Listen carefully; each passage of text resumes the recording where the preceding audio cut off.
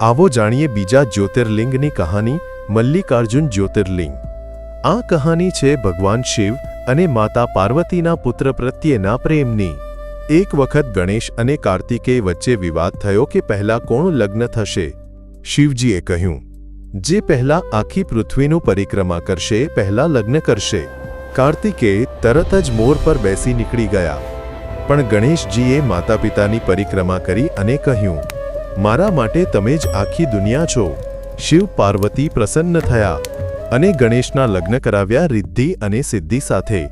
જ્યારે કાર્તિકેય પરત આવ્યા અને આ જોયું, તેમને દુઃખ થયું અને વચન લીધું ક્યારેય વિવાહ ના કરવાનું।